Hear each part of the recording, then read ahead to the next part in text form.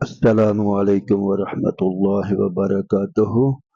اللہم صلی علی محمد وعلی آلہ وصحابہ وبارک وسلم۔ اللہم صلی علی محمد النبی الامی وعلی آلہ وصحابہ وبارک وسلم۔ جزا اللہ عنا محمد وآلہ۔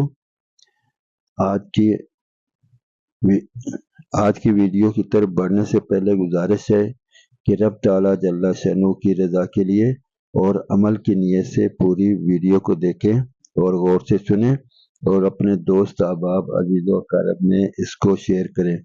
ممکن ہے کہ جس کو ہم پہنچا رہے ہوں وہ ہم سے زیادہ عمل کرنے والا ہو۔ اگر ایسا ہو گیا تو انشاءاللہ اس کی نجات کے لیے بھی کافی ہوگا اور ہماری نجات کے لیے بھی کافی ہوگا۔ تو بڑھتے ہیں آج کی ویڈیو کی طرف۔ ہماری آج کی ویڈیو کا عنوان ہے کہ صحابہ اکرام رضوان اللہ علیہم اجمعین کو نبی مکرم صلی اللہ علیہ وسلم کے فرمان کا کیسا یقین تھا۔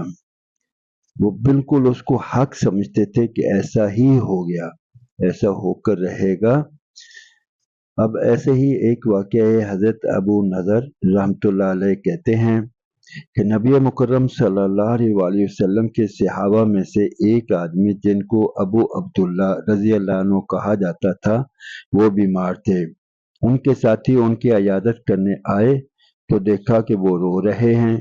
ساتھیوں نے ان سے پوچھا، آپ کیوں رو رہے ہو؟ کیا آپ سے نبی مکرم صلی اللہ علیہ وآلہ وسلم نے یہ نہیں فرمایا تھا کہ اپنی مونچھوں کو کترواؤ، پھر اسی پر جمے رہو یہاں تک کہ تم مجھ سے قیامت کے دن آ ملو؟ اس میں آپ کے ایمان پر خاتمہ کی اور قیامت کے دن نبی مکرم صلی اللہ علیہ وآلہ وسلم سے ملاقات کی بشارت ہے۔ انہوں نے کہا، ہاں نبی مکرم صلی اللہ علیہ وآلہ وسلم نے یہ فرمایا تھا، لیکن میں نے نبی مکرم صلی اللہ علیہ وآلہ وسلم کو یہ بھی فرماتے ہوئے سنا ہے کہ اللہ تعالی جل شانہ نے انسانوں کی ایک مٹھی دائیں ہاتھ میں لی اور دوسری مٹھی دوسرے ہاتھ میں لی اور فرمایا کہ دانی مٹھی والے جنت کے لیے ہیں اور دوسری مٹھی والے جہنم کے لیے ہیں، اور مجھے کوئی پرواہ نہیں کہ کون کس مٹھی میں ہے اور وہ کہاں جائے گا، تو مجھے معلوم نہیں کہ میں کون سی مٹھی میں ہوں۔ اللہ کی ذات تو بہت بے نیاز ہے، اس پر کسی کا زور نہیں چلتا۔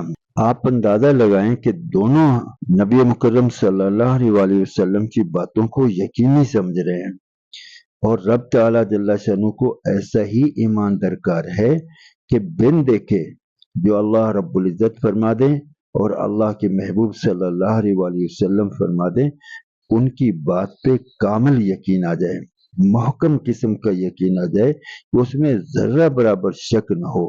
ایسا ایمان بنانے کے لیے صحابہ کرام نے بہت محنت کی، قربانیاں کی، اپنے گھر بار کو چھوڑا، یہاں تک کہ بہت سو نے اپنے اولاد کو اپنے سامنے شہید ہوتے دیکھا اور بہت سے خود اپنی ذات سے اللہ کی راہ میں قربان ہو گئے، اللہ کے نام پہ قربان ہو گئے۔ پھر ایسا یقین جا کے ملا، تو وہ تو بہت اعلیٰ ایمان والے تھے، ان سے رب تعالیٰ جل شانہ نے امتحان بھی اعلیٰ درجے کا لیا تھا۔ ہم تو بہت ادنا ایمان والے ہیں، رب تعالیٰ جل شانہ ہم سے اتنا تو امتحان نہیں لیں گے، لیکن لیں گے ضرور۔ کہ رب تعالیٰ جل شانہ فرماتے ہیں جس کا مفہوم ہے، کیا یہ لوگ سمجھتے ہیں کہ ہم ان کو جنت ویسے ہی دے دیں گے، ہم ان کو آزمائیں گے؟ نہیں، مال میں کمی سے، اولاد میں کمی سے اور دنیا کی دوسری چیزوں کی کمی سے۔ تو بھائی یہ آزمائش اور امتحان تو ضروری ہے، اب اس کے لیے ہے کہ ہم رب تعالیٰ جل شانہ کی باتوں پر خود اپنی ذات سے یقین کریں، دوسروں تک وہ باتیں پہنچائیں اس یقین کے ساتھ کہ ایسا ہو کر رہے گا، اور ان کو بھی اس ایمان پر، اس یقین پر لانے کی بھرپور کوشش کریں۔ کوشش ہمارے ذمہ ہے، اس کے بعد نتیجہ رب تعالیٰ جل شانہ کے ہاتھ میں ہے، لیکن محنت کرنے کے بعد، اپنی حصے کا کام کرنے کے بعد رب تعالیٰ جل شانہ سے بدگمانی نہیں، خوش گمانی ہونی چاہیے کہ انشاءاللہ العزیز وہ کریم رب ضرور ہمارے اوپر مہربانی فرمائے گا اور ہمیں ایمان کے اعلیٰ درجے تک پہنچائے گا اور اعلیٰ درجے والوں کے ساتھ آخرت میں ہمیں ملائے گا۔ کیونکہ نبی مکرم صلی اللہ علیہ وآلہ وسلم نے ارشاد فرمایا کہ جو جس کی مشابہت اختیار کر لے آخرت میں انہی کے ساتھ ہوگا۔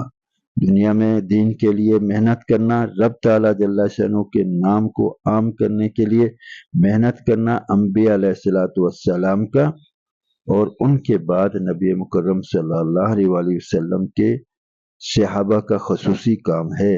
اگر ہم اس کام کو کریں گے تو انشاءاللہ اللہ کی کریم ذات سے امید ہے کہ ہمیں ان کامیاب لوگوں تک پہنچا دیں گے۔ اللہ رب العزت آپ کا حامی و ناصر ہو۔ جزاکم اللہ خیر و احسن الجزا۔ انشاءاللہ ملتے ہیں اگلی ویڈیو میں۔ السلام علیکم ورحمۃ اللہ وبرکاتہ۔